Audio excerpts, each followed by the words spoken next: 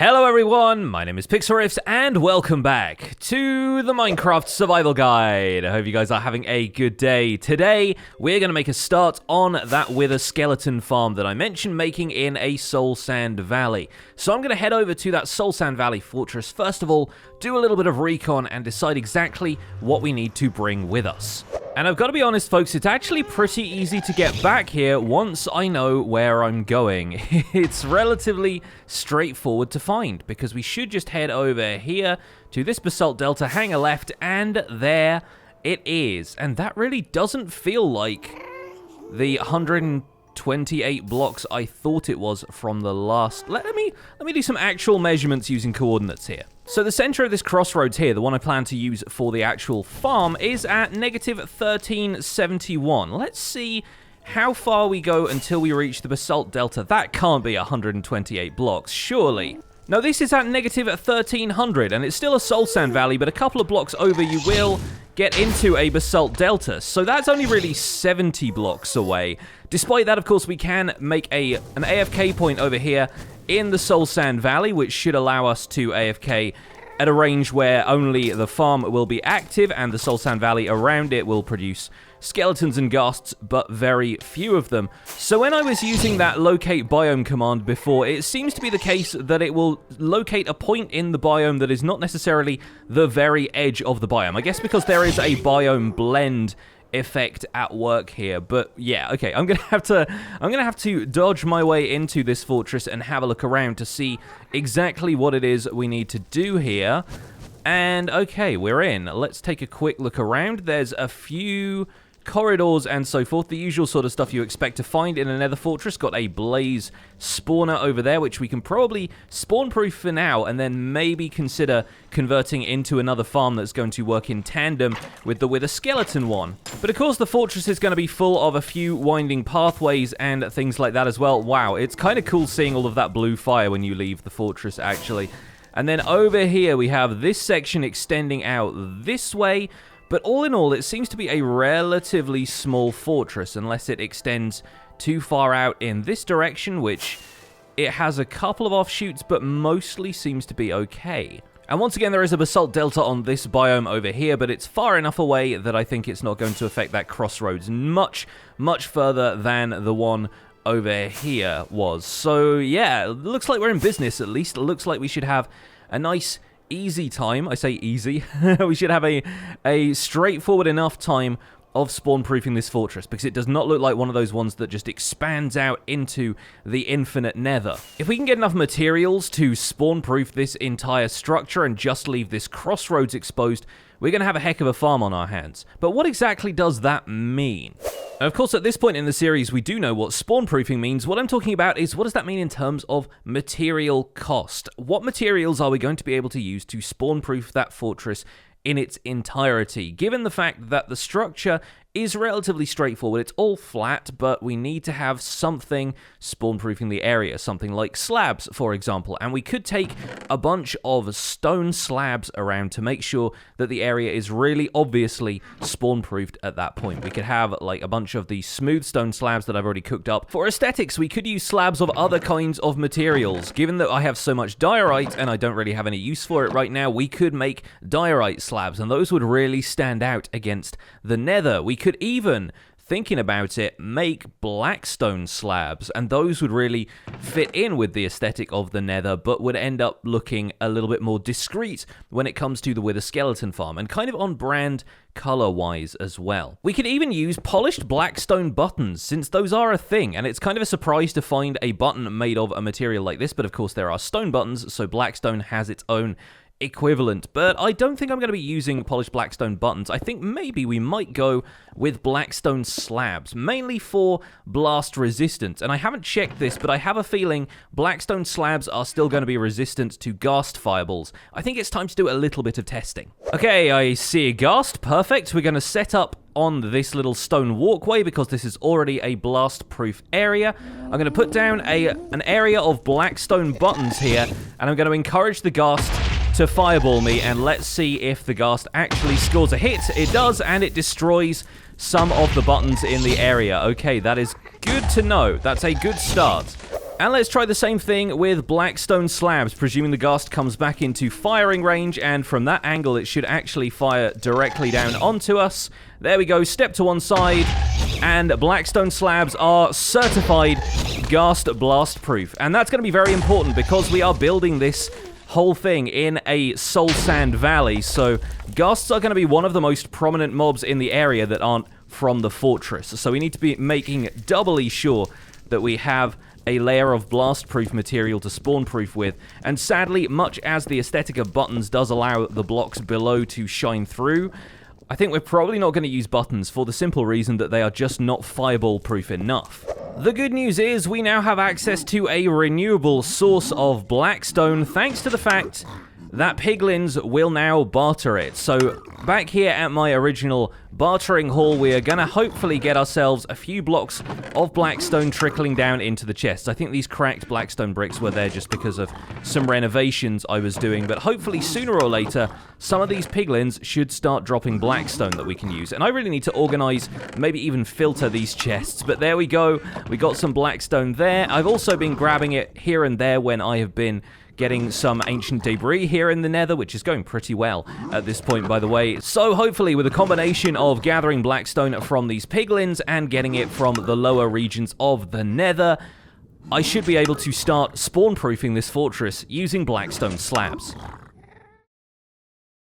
Okay, we're back here at the Nether Fortress, and the first thing I want to do is hop into this corridor and set up a kind of staging area, basically to avoid situations like the one I just found myself in where there are blazes constantly firing fireballs at me. I want to make sure I at least have a little area in here that I can safely set up some inventory and some shulker boxes, because of course if the shulker boxes end up getting into a fire, then they're going to end up getting destroyed, and we don't want that considering I brought over a lot of materials. Another thing I have brought over, of course, is a shulker box full, or at least half full. Oh, apparently I placed that against the torch. A shulker box of fire resistance potions, because blazes, while they can melee you, are mainly going to try and attack from range, and having a fire resistance potion probably means that I'm going to be on fire most of the time visibly, but I won't take any damage from it, and that's going to be the key, I think, to making sure that we can continue to spawn-proof this fortress. I'm also going to stick a crafting table up here in the top corner, and we're going to use that to make all of this blackstone into slabs. If we can bring the blackstone over as full blocks, and then make twice the amount of slabs as the blackstone blocks that we brought. That's a difficult sentence to say. Basically, if we don't fill up a shulker box with slabs and we fill it up with blocks instead, we can carry twice the materials with us, which means twice the materials that we can use to slab the fortress. Now I'm going to make my way out of here, probably chug my first fire resistance potion pretty quickly, but then get started on slabbing off the crossroads that I'm eventually going to turn into the central part of the farm. Of course, another thing worth noting is that any solid blocks in the area, basically any of the soul sand or soul soil blocks in this area, if they fall within the hitbox of the Nether Fortress, are going to be spawnable blocks for Nether Fortress mobs, which means we are going to have to do a little bit of spawn proofing of the surrounding terrain, but only in so much as it impacts the hitboxes of the fortress structure, which should hopefully not be all that much. Most of it is just kind of blocks piled on top of there, and up there I think is probably too high for fortress mobs to spawn. We will see, because once I start spawn-proofing the fortress itself, it's going to be a lot easier to tell which blocks are considered part of the fortress and which aren't. But once we've done that, like areas like over there, we probably need to spawn-proof all of the soul sand blocks along here, and then we shouldn't need to worry too much about the rest of the terrain here, since that's only going to spawn skeletons and ghasts. But as you can see right now, I'm having a fairly easy time. We don't have any ghasts fireballing me at the moment. The blaze fireballs are going to do very little, and I can check my inventory just to make sure that my fire resistance potion is going to last for long enough, and then once I'm indoors, I should be able to tackle the blazes head on and not have too much of a problem with that, but we've always got fire resistance potions I can fall back on if need be. So after a short bit of work, that is the crossroads section slabbed off, and it actually looks pretty cool like this. I think that kind of looks a little stylish, having that top part all be blackstone slabs, but ultimately that is now all spawn-proof, which is great, and there shouldn't be any other stuff in the surrounding area here that needs spawn-proofing. These are not corridors, they're just walkways, and all of the corridors around here are going to need slabs in them them and on top of them unless we destroy part of the structure of the fortress, which I think is probably just going to take a while, so I won't end up doing that in the end. So now I make my way into the central part of the fortress, and there are some blaze spawners nearby. There is one there, and I think there might be one around the corner here. So I think that might actually be a double blaze spawner as well. That's a pretty good find for this area. If we can AFK at a double blaze spawner while wither skeletons are being farmed in the background, that would be pretty cool, to be honest. So this is going to look like a pretty good project fortress. The idea here, of course, is that we can block wither skeleton spawns most of the time using light level. Blazes will spawn in a higher light level, but aside from the ones that spawn from the actual spawner cages, they still need to spawn on a solid block, which means if we slab this area over, we shouldn't need to worry too much about blaze spawns inside these corridors. And if we want to, I have brought a bunch of blocks that I can use to block off the surrounding area of the blaze spawner. This wither skeleton has decided to just pop in from above. There we go. So if a blaze does spawn here, we can just take care of it like so, and then block off the remaining area around the blaze spawner, making sure that nothing else will be able to spawn here. Of course, the alternative would be to use a higher light level block like glowstone or something like that, but realistically we can just make a nice barrier around this spawner here, and that's going to avoid blazes spawning around it. At this point, our main enemy really is the wither skeletons, because they're going to pop out of nowhere a lot of the time during this process, and it is more difficult to stave them off than it is the blazes, because you can't take a potion of wither resistance or anything. But luckily for us, we're going to see fewer and fewer of them spawning in the fortress as we go, and we can always take advantage of putting up barriers to prevent them from following us because of their 3-block height. So realistically, it really isn't going to take all that long for us to spawn-proof this fortress, and there are various different ways of dealing with more or less anything that will spawn inside its walls. At this stage, it's really just a matter of being systematic and careful about it, so hopefully we can manage that for the next little while. I'm going to go ahead and spawn-proof a whole bunch of this fortress, and maybe we can do some of that in the form of a time-lapse.